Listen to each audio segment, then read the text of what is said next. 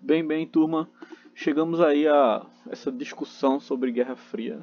Iniciamos mesmo, sombreamos ali a discussão na aula passada, mas hoje nós vamos aprofundar mais um pouquinho essa temática, né? Aprofundar bastante, na verdade.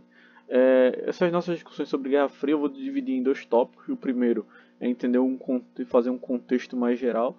Na próxima aula, a gente vai ver alguns conflitos que realmente aconteceram na Guerra Fria, tá? E a gente vai seguindo, tá bem? Mas enfim, antes de mais nada, vamos caracterizar uma coisa que vocês já conhecem, já sabem e já ouviram várias vezes por aí. Por que Guerra Fria? Tá? Nós estamos falando de um conflito pós Segunda Guerra Mundial. E aí quando eu falo conflito, coloquem aspas aí, tá? É um conflito pós Segunda Guerra Mundial por influência, tá? Um conflito de influência, um conflito por, como posso colocar para vocês aqui, um conflito ideológico, né? Uma disputa por influências, enfim. Nós não tivemos um conflito direto, um conflito armado ali entre as potências. Nós tivemos conflitos indiretos, mas isso aí já é uma coisa que eu vou discutir com vocês na semana que vem, tá bom? Mas seguindo aí a nossa conversação, vamos entender isso aí, tá? Depois que a Alemanha foi dividida, que foi uma coisa que a gente até conversou também na outra aula, começou a se gerar um clima de hostilidade, tá? Por quê? Lembrem-se que o leste europeu ficou praticamente ali sobre a tutela da União Soviética. Então, muitos países do leste europeu desenvolveram seus partidos comunistas, surgiram seus governos comunistas ali e seguiam ali por base os princípios da União Soviética. Ao mesmo tempo, muitos países da Europa, né, começaram a perceber o desenvolvimento de partidos também de caráter socialista, de caráter comunista se expandindo na Europa, que foi o caso da França, de um partido comunista da França, aconteceu na da Inglaterra. E por que isso acontecia? Por que isso estava acontecendo? Lembrem-se que a gente está falando de um pós-guerra, então muitos desses países estavam arrasados e a argumentação de uma sociedade como posso colocar para vocês, que detinha um auxílio mútuo, que existia uma igualdade, chamava muita atenção, sabe? E com o passar do tempo, isso foi se vendo como um problema para os países capitalistas, né? Em oposição, esses países começaram a criticar a postura do comunismo e colocar ele como inimigo, vendo aquela expansão como uma ameaça. O líder de Estado, Winston Churchill, ele coloca uma frase mesmo que para muitos inicia a Guerra Fria. Ele diz que uma sombra se estendeu sobre os cenários há tão pouco tempo iluminados pela vitória aliada. Ninguém sabe o que a Rússia Soviética e sua Organização Comunista Internacional pretendem fazer num futuro imediato. De Stettin, no Mar Báltico, a Tresten, no Adriático, uma cortina de ferro desceu através do continente. Esse discurso aconteceu em 46, esses são trechos do discurso, o discurso todo é bem maior, claro, né? Mas isso mostra como o pensamento capitalista percebia o desenvolvimento, a expansão das ideias comunistas. Né? A partir daí, os Estados Unidos se colocou como à frente de um movimento que fazia oposição total ao pensamento da União Soviética, sabe? Na época, o presidente americano, Henry Truman, ele começou a pensar medidas para que o comunismo ele não se expandisse na Europa. Esse pensamento foi chamado de Doutrina Truman. Só que um detalhe, a Doutrina Truman, ela, como posso colocar aqui para vocês, ela se expandia, né, ela se desenvolvia em diferentes pontos. Então, nós vimos desde a propaganda contra o comunismo, como ele sendo realmente uma ameaça, até investimentos econômicos, que é o que a gente vai estar vendo aí. Então, era realmente uma caçada, vamos colocar assim, tipo uma caçada contra esse tipo de pensamento, sabe? A reprovação, o repúdio a qualquer vertente, a qualquer linha de pensamento que partisse dentro dessa atmosfera, dentro dessa ideologia comunista. Então, vale para a gente aqui pensar direitinho. A partir de então, a gente começa a perceber uma bipolarização do mundo em dois grandes blocos. Um, comandado ali pelos Estados Unidos, né, de sua vertente capitalista, e outro pelo comunismo representado pela União Soviética. Então o mundo agora possuía duas ordens mundiais, o mundo estava bipartido, existia uma bipolarização econômica aí, tá? Que é importante para a gente entender todo o resto da discussão, tá bem? Dentro das ideias da doutrina Truman, George Marshall, um dos secretários de Estado dos Estados Unidos, vai desenvolver um plano de ação que consistia em ajudar os países europeus, tá? Que sofreram muito ali com a guerra. Então, no que consistia mesmo esse plano? Fazer empréstimo, investir em tecnologia, em indústria, em estrutura para os países que estavam se recuperando do pós-guerra. Essa postura, esse pensamento idealizado por George Marshall ficou conhecido na história como Plano Marshall, tá? Que se inicia em 47 e tinha essa função, tinha essa linha de pensamento de tentar auxiliar esses países da Europa. No papel, tudo muito bonito, né? Tudo muito organizado. Se pensava, estão sendo bonzinhos. Mas na verdade era um plano de ação para que esses países pudessem prosperar e que a ideia do comunismo começasse a ficar mais afastada. Em resposta, a União Soviética ela vai desenvolver a Comform, né, que é a Agência Comunista de Informação, que ela tinha como função ali visualizar, orientar, ver, administrar principalmente, coordenar outros países comunistas. Era mais uma linha. E em 49 nós tínhamos a Comecon, que é o Conselho para Assistência Econômica Mútua, que tentava fornecer apoio tanto econômico quanto militar, a esses países de caráter comunista e socialista que estavam se desenvolvendo por aí. Então vale para a gente também entender esse nuance, esse detalhe também, tá? Em 49, a capital mesmo da Alemanha, a cidade de Berlim, ela é dividida, tá? Justamente também com a Alemanha como um todo. Então nós temos a República Federal da Alemanha, né, que era a Alemanha ocidental de caráter capitalista, e a República Democrática Alemã, que tinha um caráter socialista. Com as ideias do Plano Marshall e tantas outras coisas, a Alemanha capitalista começou a prosperar muito, começou a crescer, começou a se desenvolver bastante. Tá? Isso começou a fazer com que muitas pessoas fugissem do lado socialista e começassem a ir para o lado capitalista para buscar uma vida melhor. O governo da União Soviética, muito incomodado com isso tudo, tá? Construiu o Muro de Berlim, dividindo a região ali já em 1961, que é um dos principais marcos do conflito. O Muro de Berlim, se a memória não me falha, ele cai em 89, acredito eu, né? Por data assim, em 1989. Depois eu vou até conferir isso para não estar passando informação errada para vocês, tá? Mas é um dos principais marcos do período, o Muro de Berlim, tá bom? Seguindo aqui, tá? E aí nós vamos para os acordos militares. Com certeza, uma das principais representações também do período.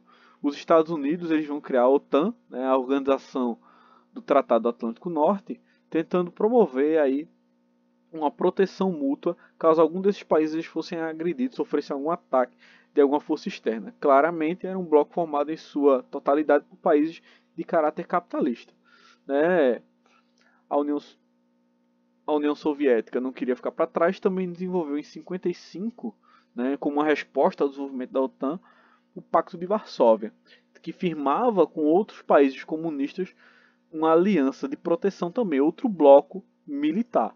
Tá? Eram blocos militares que se viam aí dentro dessa ideia. Um detalhe interessante é que nós tínhamos na época também alguns países que eram aliados, por exemplo, países que eram alinhados com o pensamento capitalista dos Estados Unidos, mas que não fizeram parte do Pacto de Varsóvia. A mesma coisa acontece, por exemplo, com a União Soviética. Países que eram alinhados com as ideias do comunismo, mas que não necessariamente se enquadraram ali no Pacto de Varsóvia, tá? Não se enquadraram ali, não quiseram se inserir em um possível bloco, tá? De caráter militarista. Mas enfim, detalhes, tá? É importante a gente também se atentar mais a essa estruturação. Tanto a OTAN quanto o Pacto de Varsóvia tiveram suas relevâncias históricas nesse período. Percebam que tudo que eu estou conversando aqui com vocês, desde o início, são estruturas mesmo de separação. Cada vez mais essa bipolaridade, essa bipolarização mundial, ela vai se ampliando. Vejam, nós temos blocos militares sendo desenvolvidos, nós temos planos econômicos diversificados, nós temos umas disputas por áreas de influência, tudo isso acontecendo, tá? Esse mapa, vocês têm uma coisa muito parecida no livro de vocês, não muda quase nada, tá? Eu gostei dele porque ele tem alguns pontos de guerrilha também apresentados, tá? Então é interessante para a gente ver que eles mostram aqui essas influências. O que está de azul está relacionado à OTAN e aos Estados Unidos como um todo, né? E o que está em vermelho associado aí ao Pacto de Varsóvia e os alinhadas, pessoas alinhadas ali à União Soviética, tá? Além das nações neutras da época, que o livro de vocês discute isso muito bem, tá bem? Outra coisa muito importante, que eu até iniciei a nossa discussão, é com relação à luta ideológica, né, que existia nesse tempo, para mostrar qual sistema econômico era melhor e qual linha de pensamento poderia se desenvolver melhor. Então, gradativamente nós vimos um Estado colocando o outro como sendo um inimigo público, um opositor, tá? É nessa época que os gibis do Capitão América começam a criar inimigos comunistas ali nas suas revistinhas, tá? Vejam essa imagem de baixo, tem umas criancinhas. Ela é um cartaz soviético que eu acho interessante que, tipo, ele meio que tenta falar o seguinte, que as crianças na União Soviética, elas são felizes, têm tempo para brincar, enquanto que no capitalismo elas precisam trabalhar, então tem uma infância triste e horrível, sabe? É uma comparação bem, ou melhor, que eles buscam mesmo tratar com impacto, né? Além de tantas outras aí. Essas duas de baixo tem esse cara, são da União Soviética, as de cima que vocês estão vendo aí nas representações são dos Estados Unidos, tá?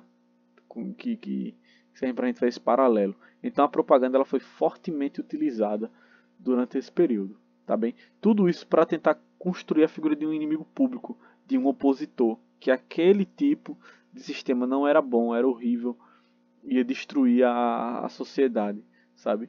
É, com isso, essa guerra ideológica ela também proporcionou o desenvolvimento de serviços de inteligência. Lembrem-se de uma frase: informação é poder. Se você tem informação, se você tem acesso a um tipo de detalhe, isso leva você a estar um passo à frente, tá? Então os Estados Unidos vão criar a CIA, né, a Agência Central de Inteligência, e a União Soviética cria a chamada KGB, Comitê de Segurança do Estado. É, Saber da existência desses órgãos já causava um temor, porque ambas as nações elas ficavam atentas sobre possíveis casos de espionagem, de conflitos internos ali, se criava toda uma problemática. Muitos filmes retrataram o conflito. Se vocês pegarem filmes americanos da época, muitos dos rivais vão ser soviéticos sabe, e vice-versa. Eu gosto muito de sempre citar Rock 4, sabe? Que ele vai para a União Soviética enfrentar Ivan Dragon, que chegou na América e destruiu Apollo Creed, ou seja, uma comparação, sabe? É uma discussão muito interessante, vale a pena mesmo a gente perceber esses detalhezinhos em filme. Acho que há uns 3, 4 anos saiu um filme chamado O Último Jogador, uma coisa assim. Eu sei que em inglês, o original em inglês chama Paul Sacrifice, né? O sacrifício do peão. Que foi até com aquele ator chamado Tobey Maguire que fazia o Homem-Aranha. Quem tiver a oportunidade de ver também, vale a pena. Porque esse filme ele fala da história de Bob Fischer, um jogador de xadrez no período da Guerra Fria. Então, Bob Fischer ele tinha uns problemas de esquizofrenia, algumas pessoas relatam, e o filme ele retrata muito isso, a paranoia, o medo. E por sinal, os russos dominavam o xadrez na época. Então, a disputa até nesse campo ela ficou concentrada, né? Se expandiu, tá? Mas enfim. E nós temos aí a chamada corrida tecnológica. Tá? Eu gosto de chamar esse detalhe como corrida tecnológica e não dividir. Algumas pessoas sempre colocam, existiam a corrida espacial e a corrida armamentista. Mas no campo geral, nós temos aí uma corrida tecnológica, para ver quem estava à frente na tecnologia, principalmente por questões bélicas. Tipo, a vontade de lançar um foguete ao espaço, um animal ao espaço, tinham pretensões tecnológicas e de expansão, claro, mas tinham muito mais pretensões armamentistas. Tipo, quanto mais longe eu consigo lançar um foguete, eu também vou poder lançar um míssil de ataque, essas coisas. Então, eram coisas que estavam bem alinhadas aí, tá? Os soviéticos, eles saem na frente nessa corrida espacial, né? Ao lançarem o satélite Sputnik I, e depois eles vão conseguir mandar Yuri Gagarin ao espaço em 1961. E em 63, uma mulher, né, a senhorita Valentina aí, indo para o espaço. Os Estados Unidos, em 69, eles vão estar mandando o Homem à Lua, que é uma discussão que tem algumas controvérsias sobre essa possibilidade. Eu não discuto porque eu não tenho fonte que prove o contrário. Acho que nós temos mostrando que o homem esteve na Lua, né? E isso foi feito na espaçonave Apollo 11, sabe? Então é importante também a gente perceber esses detalhezinhos aí dessa corrida tecnológica. Outro detalhe que é sempre válido: durante esse período, as armas elas se expandiram muito, tanto que existiam armas nucleares ali com uma potência 4.000 vezes maior do que as bombas de Hiroshima e Nagasaki, sabe? Além de mísseis intercontinentais e tantas outras coisas que acabaram sendo desenvolvidas nesse período, tá? Atividadezinha para vocês, duas questões, pessoal. Coisa pouca, coisa simples, tá? Agradeço a atenção, valeu!